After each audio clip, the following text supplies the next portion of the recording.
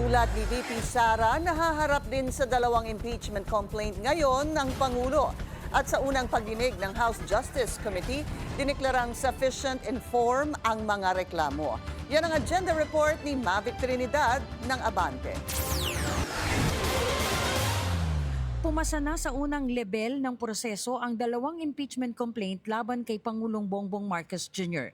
Ibig sabihin, beripikado na ang porma ng reklamo sa uri ng pagkakalatag nito. Totoo ang mga nakalagda at notaryado ito. Sa unang araw ng pagdinig ng House Committee on Justice, tinalakay ang sufficient inform ng impeachment complaints laban sa Pangulo. Sa botong 46 bilang pabor, isang abstention at isang tutol, idineklarang sapat sa porma ang reklamong inihain ni Attorney Andre De Jesus at inendorso ni Pusong Pinoy Party List Representative Jet Nisay. Sa boto namang 35 bilang pabor, 9 na tutol at isang abstention, sufficient inform din ang impeachment complaint ng Makabayan Bloc. In terms of the contents, nandun po yung verification at nandun din po yung notarization. So, kompleto naman po yung requirements. Ayon sa Justice Committee, preliminary pa lang ang prosesong ito ng impeachment. Hindi pa ito batayan para sabihing mai-impeach na ang Pangulo. Pero para sa mga endorser, sapat na ang kanilang mga ebidensya laban kay PBBM. Ang pondong publiko napunta sa pansariling pakinabang. Yan ang unang pagtataksil ni Pangulong Marcos Jr. sa tiwala ng bayan. Hindi pa nabusog sa pondo ng DPWH, kaya nangyari sa ilalim ni Pangulong Marcos ang walang kapantay sa kasaysayan na paglobo ng unprogrammed appropriations. The Constitution says public office is a public trust.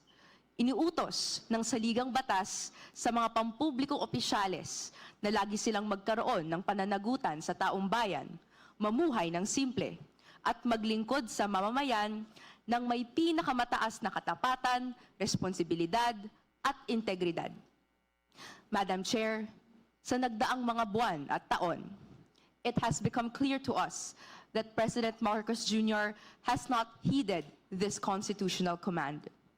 Sa 5 arguments po, nakapaloob dito ang tatlong grounds, kasama ang graft and corruption, pag-benefit mula sa mga kickbacks na nakalink sa mga budget insertions at ghost projects, ang pagbuo ng ICI o Independent Commission for Infrastructure upang magamit na depensa sa mga political allies na sangkot sa mga anomalyang flood control projects.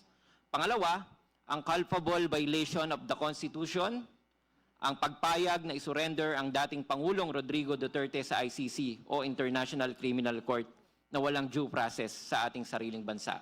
At ang pangatlo, ang betrayal of public trust, ang hindi pagbito sa mga unprogrammed appropriations at special provisions nito sa ating mga national budget. Bukas tatalakay naman ng komite ang sufficiency in substance. Dito naman aalamin kung may sapat ba na batayan ang mga reklamo. Hindi po sapat na nakasaad doon yung mga pagkakamali. Ang tanong, ito bang pagkakamaling ito ho ba ay impeachable offense? I hope I made it clear, no? Alinman sa dalawang impeachment complaint ang makalusot sa sufficiency in form at substance, ito na ang tatalakayin ng komite sa mga susunod na pagdinig. Dito na rin bibigyan ng pagkakataon ng Pangulo na sagutin ang mga reklamo. Pero prerogative niya kung haharap ba siya o hindi sa Kamara. Para sa agenda, Mavic Trinidad, Abante. Nababahala raw si PBBM sa pagkakaroon ng sabay na impeachment complaints laban sa dalawang pinakamataas na opisyal ng bansa.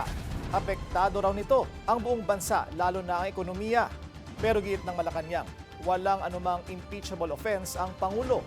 Irrelevant din ang bansag ng palasyo sa pahayag na Makabayan Bloc na walang pinag-iba si Pangulong Bongbong Marcos at ang ama na si late strongman Ferdinand E. Marcos. Ayon kasi sa Makabayan Bloc, kaya nila inendorso ang impeachment complaint laban sa Pangulo ay dahil siya ang umano'y big fish sa flood control corruption scandal. May mababago pa po ba sa mga sinasabi ng mga Makabayan Bloc? Madali po kasing magbintang, madaling magsalita sa harapan ng media, sa harapan ng kamera. Pero ang mahirap po dito ay patunayan ang kanilang pagbibintang. Hindi naman po ibig sabihin na kaya sila po ay hinahayaang magsalita at meron silang freedom of expression, ay maaari na po silang magsalita ng basta-basta nang walang anumang ebidensya. Mag-follow sa aming mga social media accounts at mag-subscribe sa aming YouTube channel para sa pinakahuli at eksklusibong mga balita.